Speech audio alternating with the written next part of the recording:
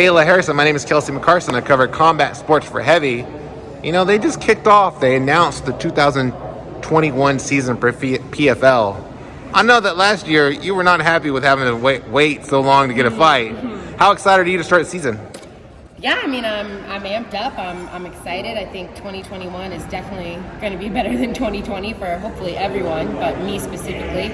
I love to compete. You know, that's who I am. That's what I am. That's sort of been my purpose in life for a long time.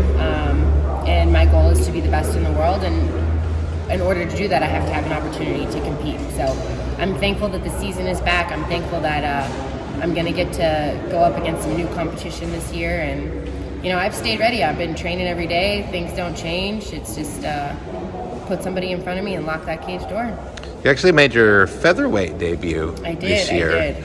Two things about that. One, I bet the weight. How was the weight? Tell me how the weight cut was. What that experience was like. The weight cut was, you know, just a little different because, I mean, I don't believe in cutting weight. I think it sends a bad message to kids. I don't believe, you know, it's healthy for our bodies to get into a cage after dehydrating it and then get punched in the head when water is what protects your brain. But I was very disciplined. I did it the right way. I didn't cut 40 pounds or 30 pounds or anything like that. I dieted down to about 150 pounds, which was uncomfortable for me. And then I lost the last 5 to 7 pounds of water weight that day. So it's definitely not something I enjoyed, but it's good to know that I can do it. It's good to know that I can do it in a healthy, safe manner.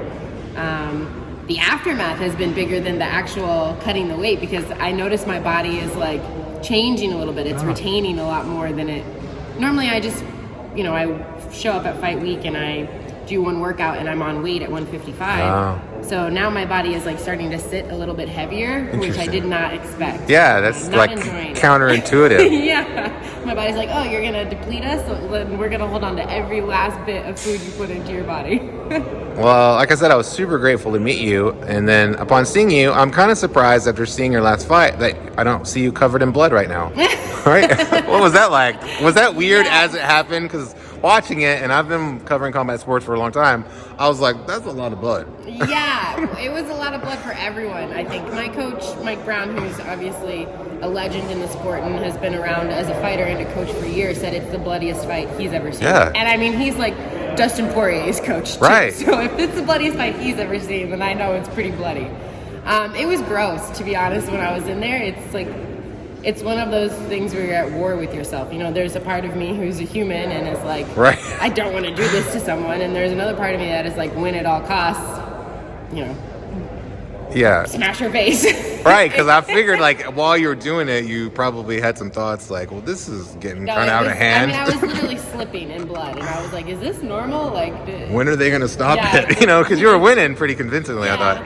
I mean, I guess the good news is like elbows really make it a lot different for me.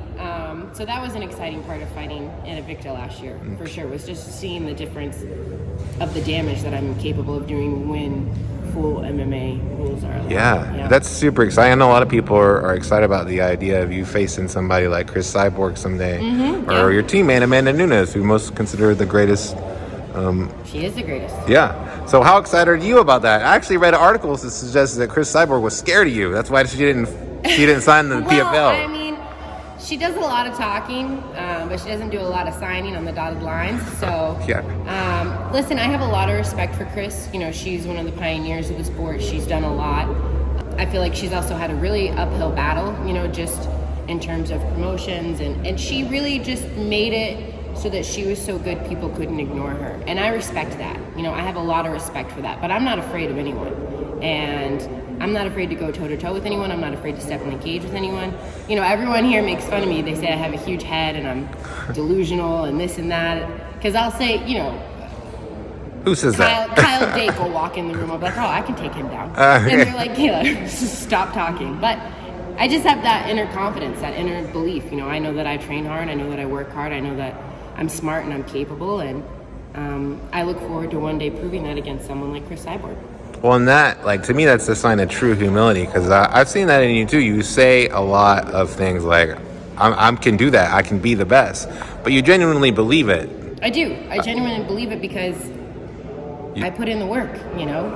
I put in the work. I I mean, last year I had one fight, but I guarantee you no one was in this gym more than I was every single day, with no goal, with no purpose, with no reason. But I was here, I was getting better.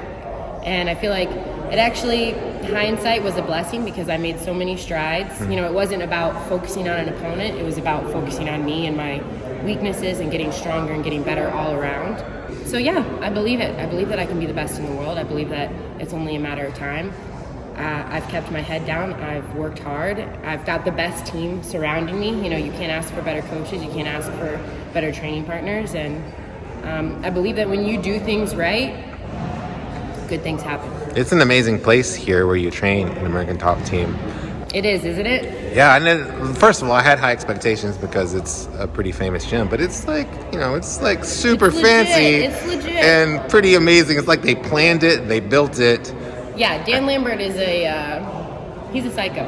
Yeah. He loves MMA, he loves winning, and he's done a really good job of creating an atmosphere for success. You know, the crazy thing about it is the gym, the building, the surroundings isn't what makes American Top Team. Yeah, it looks good. Yeah, it's nice. Yeah, it's big. Yeah, it's got, you know, state-of-the-art everything. But that's not what makes American Top Team. It's the coaches, it's the athletes, it's the masterminds that are here. And I'm just so grateful to be a small part of it. Did you see Stephen A. Smith's comments yesterday? I can't speak on it because I didn't read the article completely. I just saw some headline that said women shouldn't be It's fighting. his personal preference, basically. He was saying, I don't... That's nice. Which exists in the world. People Sure, have of course. opinions. But Everyone's when you hear entitled. people that don't want to see you fight because you're a woman, like, how does that make you feel? I mean, I just roll my eyes. You know, like, this is 2021. We're not living in, you know, 1950 anymore. Like, anything men can do, women can do better. Yeah. Well, you're certainly... And I feel like you just, again, it's the opportunity to compete. It's the opportunity to show ourselves. You know, you see men have been around in MMA a lot longer, but you see the women are just getting exponentially better. Yeah. It's just every single time you see a fight, women are evolving at such a rapid rate. And that's going to continue to happen because there are going to be more women who are interested in it. It's the fastest growing sport in the world. So the more eyes that are on it, the more young girls are going to say, oh, I want to do this, the more, you know, badasses you're going to have. You're going to have 10 Amanda Nunes's 20 years from now. It's amazing. Even Claressa Shields, I covered boxing for 10 years. I've covered Claressa since she was in the Olympics. She's coming over to MMA now. She's going to fight in the PFL someday. She told me Steve wants to fight you someday in a super fight. How excited are you about that? I mean, of course, that's what I want. You know, that's part of the reason that I became involved in MMA is I wanted to test myself. I wanted to push myself to new limits. I had already accomplished everything I wanted to accomplish in judo. I feel like she feels the same about boxing, you know, and she's young, she's hungry, she's super talented, and I'm looking forward to watching her compete and hopefully stepping in the cage with her someday. Would you guys wear all your gold medals to the... I mean, we're going to put the gold medals on the line? That is right, or a fancy bet. Gosh, wow. Oh, no. Well, like I said, I'm really grateful to talk to you. My name's Kelsey McCarson. I cover combat sports for Heavy. My pleasure. Thank you.